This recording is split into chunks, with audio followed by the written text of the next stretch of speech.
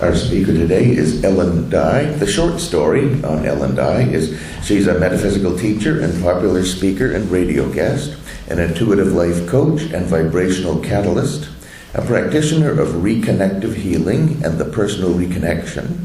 She's also an author of several things, a free email newsletter entitled Tunnel Vision, very cute title, and a metaphysical fantasy novel, The Search for the Crystal Key. She's also currently working on a new book, Creating Heaven on Earth, One Soul at a Time, a how-to manual from the perspective of a near-death experience.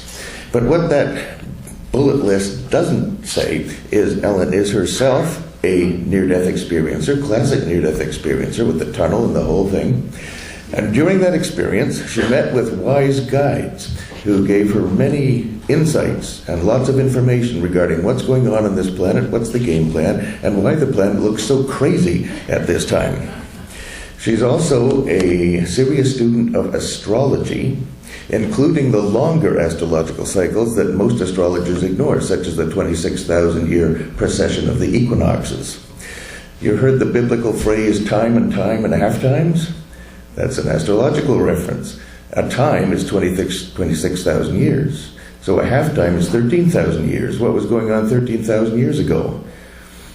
Building of the Great Pyramid, the Atlantean influx of technology into Egypt, the Temple of Sacrifice, the mysticism, Thoth, the architect of the pyramid. All that good stuff was going on 13,000 years ago. That's one reason things are so exciting now, is that we're on the half cycle of that time period. So please welcome Ellyn Dye.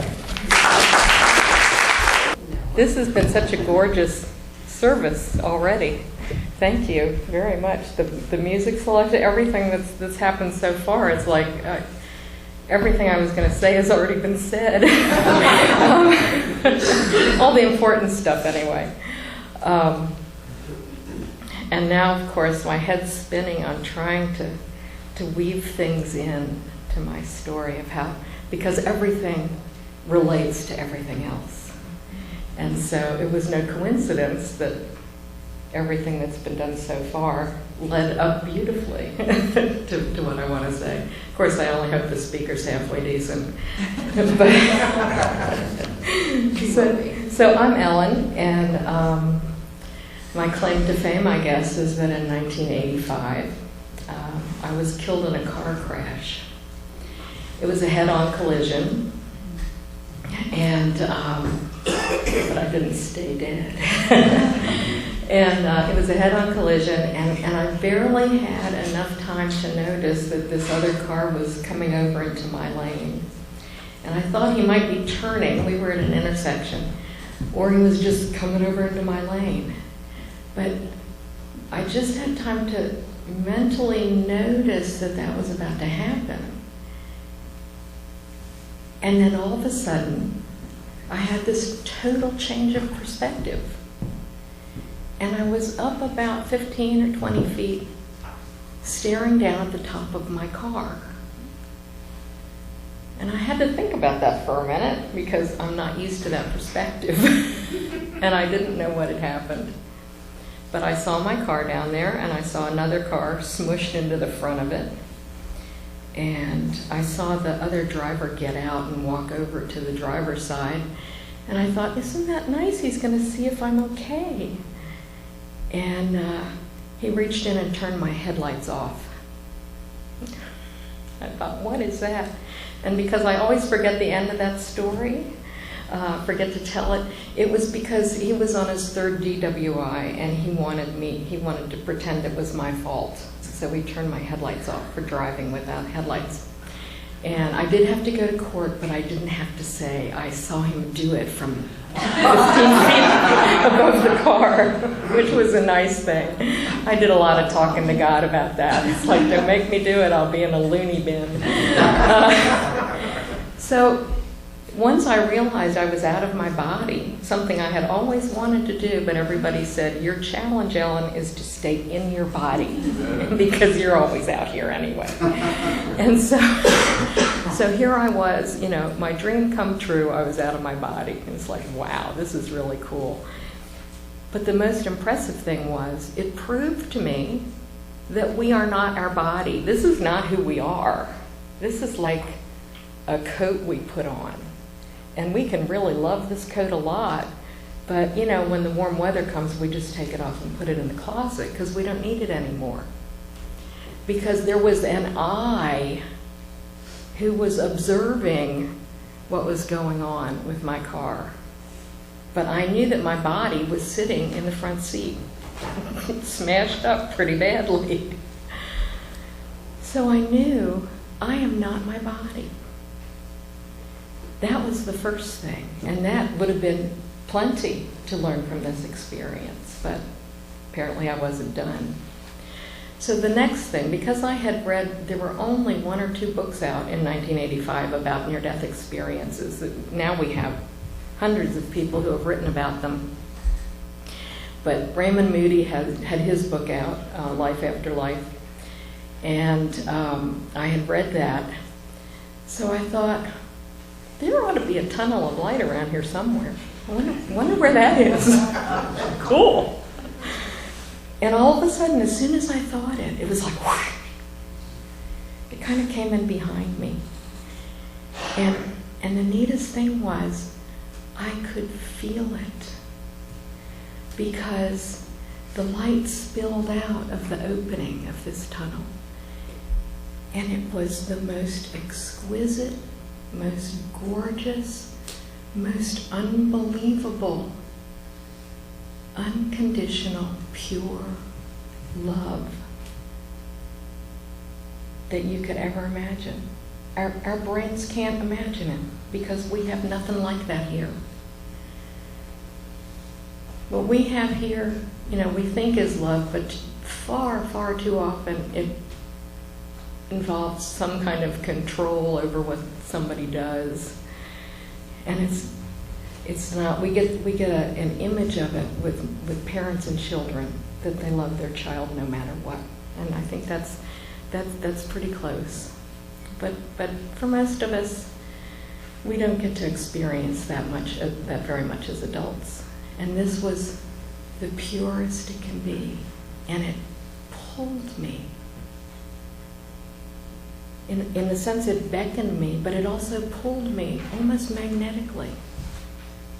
Because I was going back to the source. It was pulling me back to the source, back from where I came. And I went through this tunnel. And when I got to the other end of it, I was in the middle of this brilliant white light and this amazing, pure, unconditional love. And the thing that I felt the most was, I'm home. Whatever worries or cares I might have still been carrying were gone. It's like, I'm home. It's as if I had been working in the mines for 200 years and I finally came home. I was home. Like a drop, I wasn't separate from it, although I knew who I was. I still had my identity, but it was part of me. I felt like I was like one of those orbs, as Dick said, one of those orbs of light going back to the source.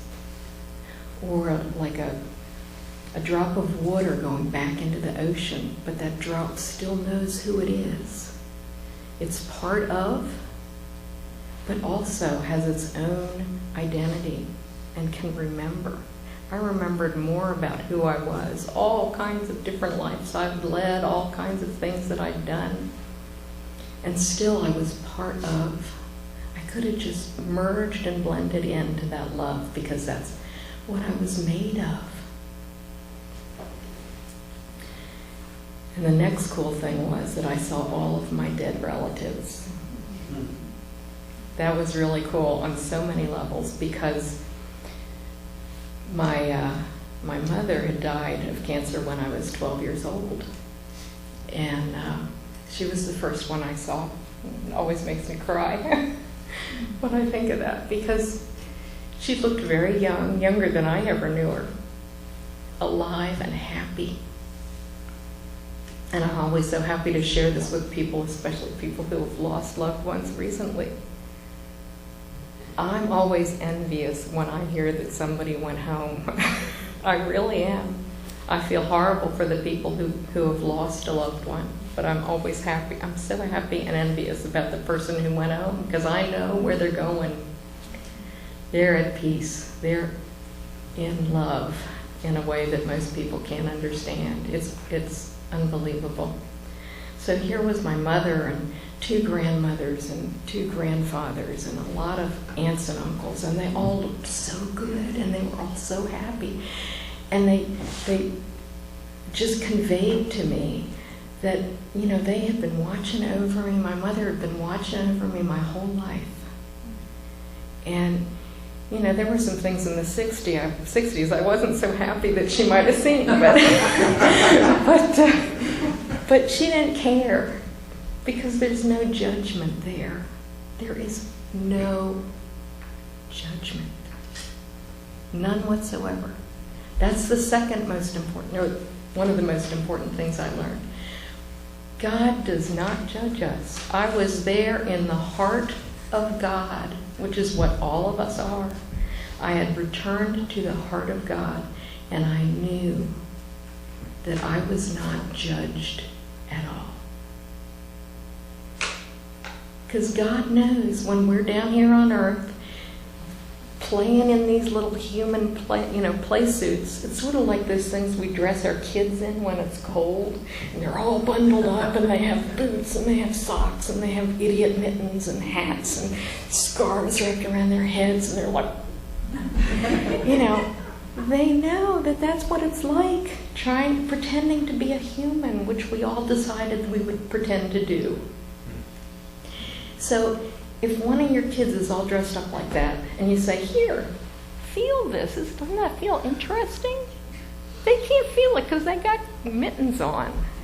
So they make mistakes. They think, oh, maybe it's this, or maybe it's that, and they might guess about what it is because they can't really feel it because they're muffled. And of course, that's how we are as human beings. We're muffled, and we can hear our guidance, and from inside and from outside, and we can, try to understand what it's trying to tell us, and we can try to act accordingly, but it's all muffled. So we do our best, and sometimes we don't do so well. Some of those things in the 60s especially. But there's no judgment. There's none whatsoever. My relatives were all just happy to see me. They were so proud of me, and I'm like, well, I haven't done anything. They were proud of me. Just getting up every single morning and trying again. Especially on the days when it's been bad. They were so proud of me. What courage it took to do that. What courage it took to be on planet Earth, pretending to be human, pretending to be separate, willingly muffling our connection to all that is, pretending that we're flawed and limited. What courage that takes. They were amazing. And I'm standing there like, well, I've never done anything important. They said, oh, you've done the most important thing that exists. It was wonderful. The next coolest thing was I saw these people in the back. I had never met them on planet Earth, but I instantly knew who they were. They were my biological parents, because I was given up for adoption as an infant. My adoptive parents got me when I was about 6 weeks old. I mean, I probably saw my mother but I sure didn't remember her. There she was. And my father, and my grandparents. And I knew immediately who they were. And, every adoptive child, the only question they have, question I had my whole life, was why? Why did you give me up? Was I not good enough? Well, of course, anyone who's ever arranged an adoption for a child knows that that's not it. It's because they've made this incredible sacrifice so that the child can have a better life than they can provide. But I didn't even have to ask the question, because I knew immediately. That it was all done out of love, and even more important, before any of us had been born on this earth for that lifetime, we had arranged it. I had said, I want to learn what it's like. I want to work on self-love. So in order to work on the lesson of self-love, I had to arrange a lot of rejection. How can you learn self-love if the people around you don't reject you? Or at least you have to be able to perceive that. And I said, well, that's one of the biggest rejections a person could ever feel. So let's do that. So some of my dear friends on a soul level said, well, it'll be hard, but I'll help you. I'll play that role for you. So we do this when we have hard things in our lives. Sometimes instead of judging it, if we look first at what can this teach me and what can I learn from this situation, we can find that piece of gold inside, because there's always a piece of gold inside. So here I am, I have my adoptive mother and my other adopted family members who had already died, and I have my biological family. And it was such a and they knew each other already, it was such a wonderful reunion for all of us. But I had this feeling that I was supposed to talk to somebody else. I didn't know who, but I knew I was supposed to talk to somebody else. So about that time, I also started to feel like, all this light is getting a little much. I said, I'm used to being in a body, with human eyes, and I'm used to visual stimulation, and I'm used to 3D and a sense of, landscape. I wish it looked like something else. And as soon as I said that, I thought like a park. And as soon as I thought that, it was like somebody took this giant paintbrush and everything changed. And I was looking at a park. Only it was a more amazing park than we ever see here, because everything, the grass, the flowers, the trees, the butterflies, were colors that we've never seen here, and they were so alive. Everything was so much more alive because it wasn't muffled. It was home, free to express all of the potential that it had inside of it. And it all did. And I saw cats and dogs running around, playing, rolling around in the grass.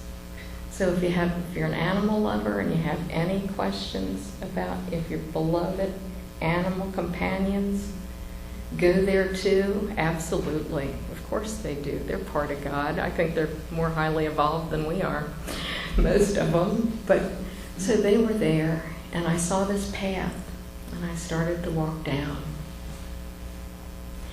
And I came to a clearing, and there was kind of like a gazebo in the middle of the clearing, or one of those ancient Greek buildings that has columns and a ceiling, a roof, but no walls.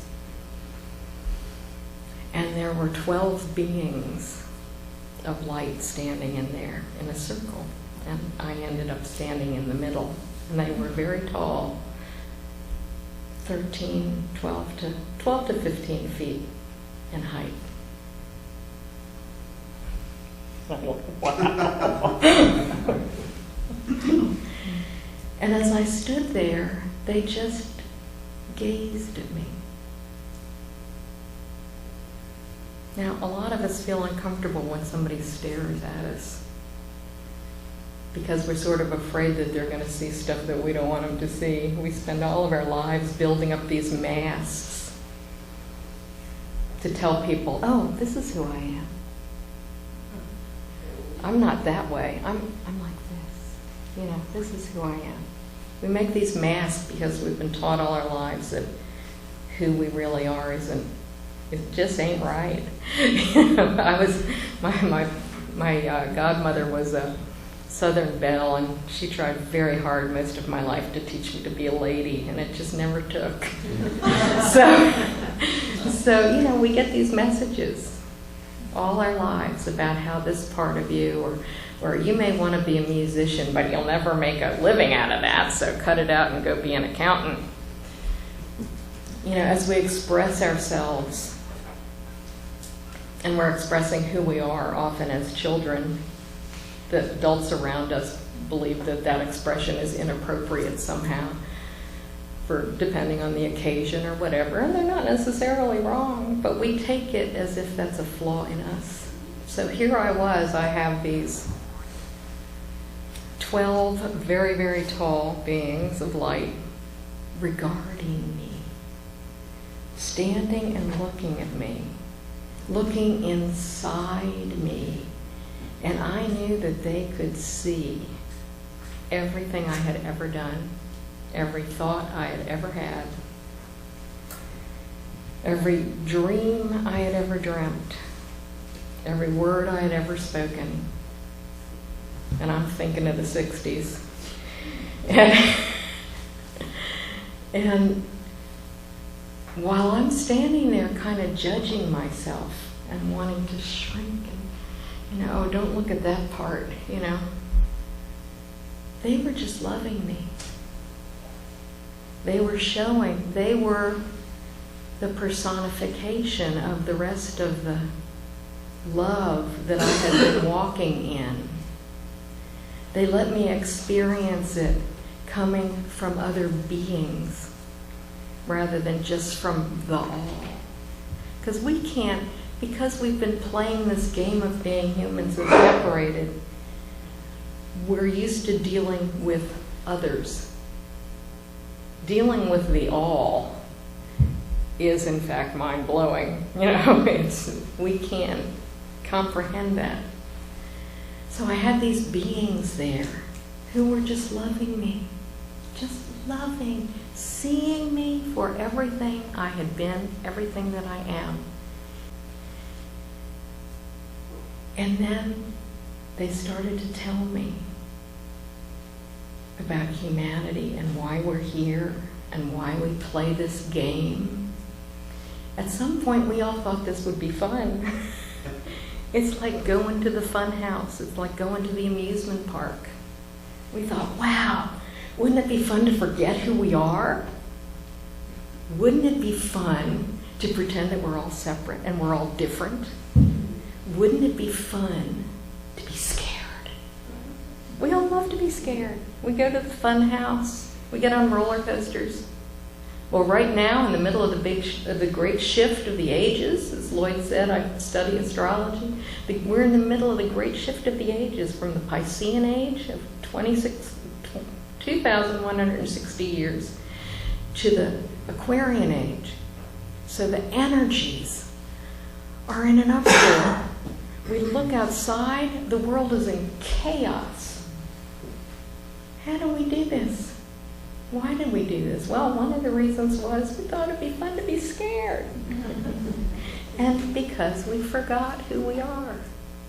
So they told me all this and where we're going. They showed me. I love that we sang Imagine this morning because it's one of my all-time favorite songs.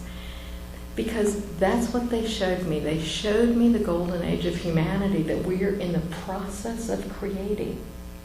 We are together with every other being around the world. We are now in the process of creating heaven on earth, of creating the golden age. And it's just like in that song. It's where people are free to be who they are, and they don't have to wear masks. They can express the joy and the love inside them freely, where nobody judges. We're going to get there. We're working on it.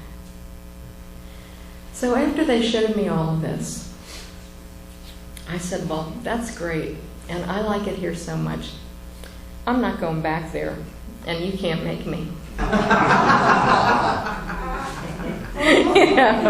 5'4". I mean, come on. And they're just looking at me saying, yes, dear, you can do whatever you want. You're a divine, sovereign being, and you've actually accomplished what you set out to do. And I said, it's really nasty there. People are really mean to each other. There's always a war going on somewhere. Most of the time, there's several wars going on somewhere. It's all about greed and money, and people have forgotten about compassion and kindness, it seems like. And I'm not going back. I've had enough. Had enough. Now, some people who have near-death experience say that they were told it's not your time. And I think they're lucky, because they can always say, the only reason I came back was I was told I had to. I was given a choice. And the last thing I remember was saying, I'm not going back. And they said, well, that's fine. You can stay here. We'd love to, you can do whatever you want. But let us show you what you might be able to accomplish if you go back. And then I woke up in the emergency room. I was not pleased. I kept saying, why am I here? And the nurse would say, you've been in a car accident, dear. I said, no, why am I here? Well, you're in the hospital because you were in a car accident. You have severe concussion, and your knees aren't too good, and you'll just be here for a little longer. I said, no, that's not what I meant. Why am I here? By this time, I'm like, why am I here?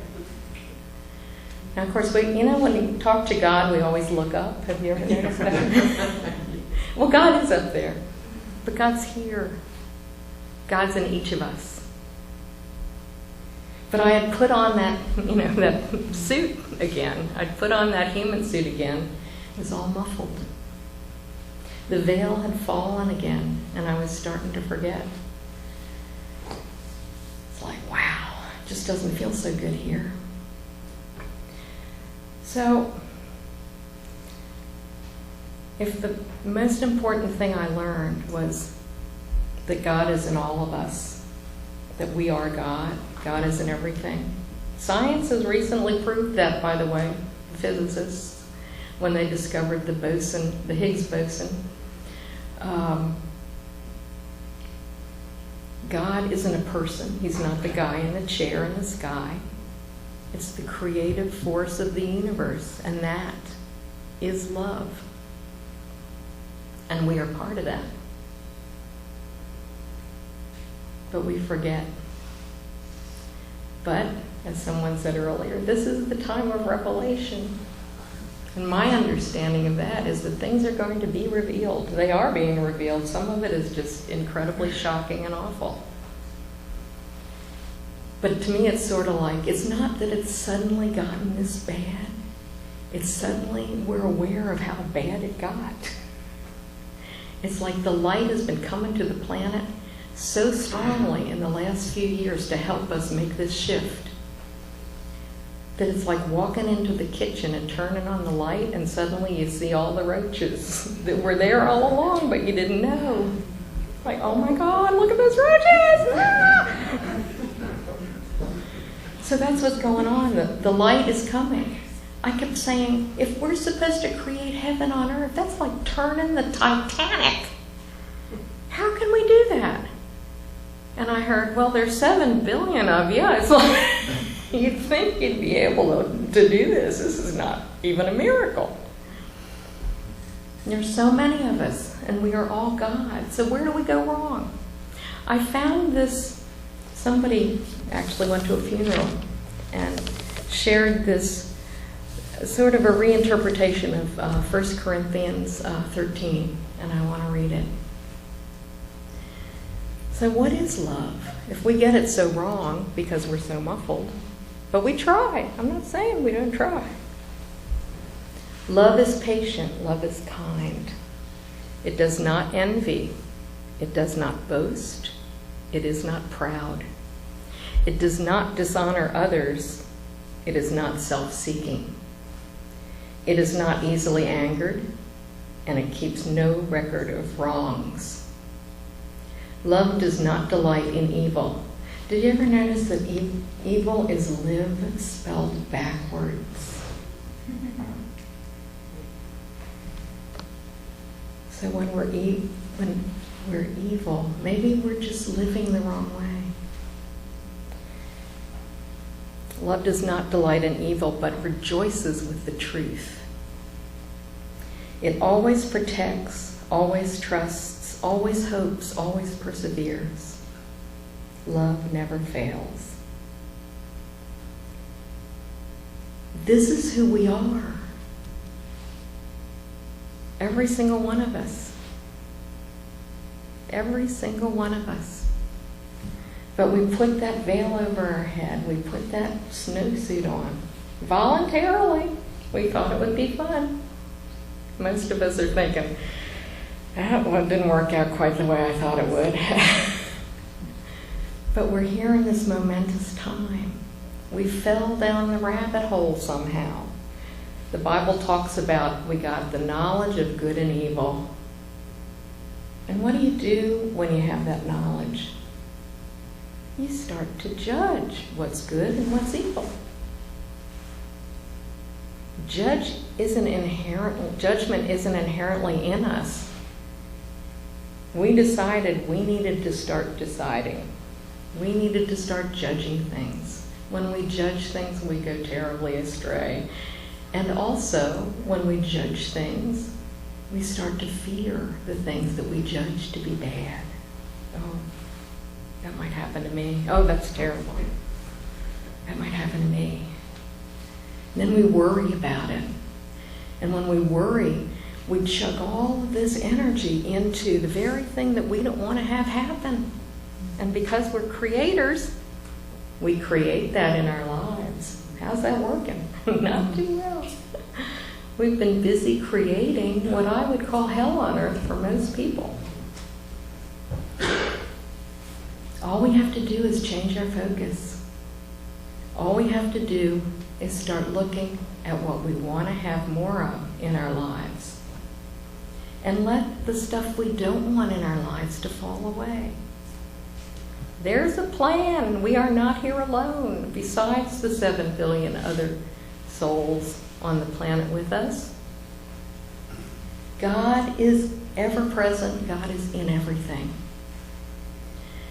helping us. We have so much help, but you know, when we get ourselves stuck in that fear, we cut ourselves off and we can't hear the guidance. We don't want it. When we get scared, we don't want to hear that little voice saying, it's all going to be fine. Just relax. You don't have to control everything.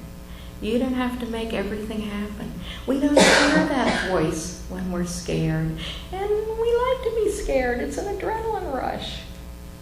But maybe we need to change our focus. Remember what love is. We all love our loved ones. That's why they're called that. How do we do with loving our enemies? How many people can say, I love those people in ISIS? It's pretty hard. That's why I love Jimmy Twyman. I went on a peace mission with him to Ireland in 2003. He's an incredible person. And I love that he did that meditation, and I participated in it. And what did we do? We sent peace and we sent love to all the people who are making war, all the people who are fighting. When there's a bad situation in the world, we can use our power, and we have incredible power. But we just believe we don't. But we have incredible power. We can use our power and we can send love. Don't send it just to the people who we think are victims. Send it to everybody, because nobody acts that way unless they're in incredible pain. Send it to everybody. Send love. That's all we have to do, really, is send love. We are divine, powerful beings. I know this without doubt. I have just as much trouble as everybody else implementing it in daily life. It's not easy. But when we find ourselves going in that direction, starting to judge people and judge events, just bring it back. Don't believe all the thoughts in your head. If we all started today, this afternoon, to walk in the power of love that each of us carries, we would turn the Titanic. In an hour, we would change the world in a day. That's who we are. And it's time now. We're all being called to step up and claim who we are and really shine that light. Everybody in this room knows that we have that light. We carry that light. We need to start shining it like the biggest flashlight that ever existed.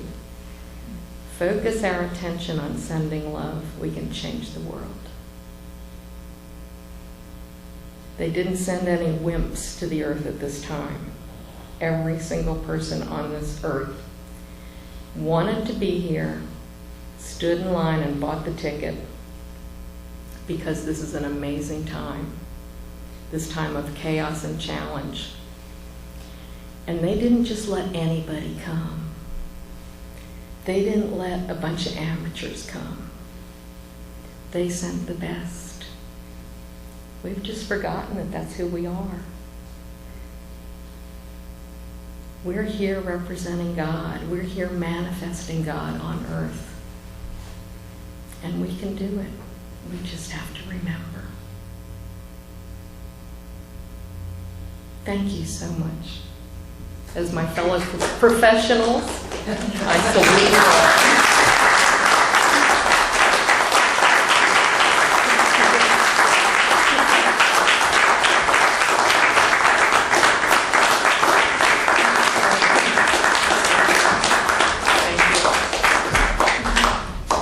Someone may have a question. Oh, I'm happy to take questions if Ask that's if all there's right. questions.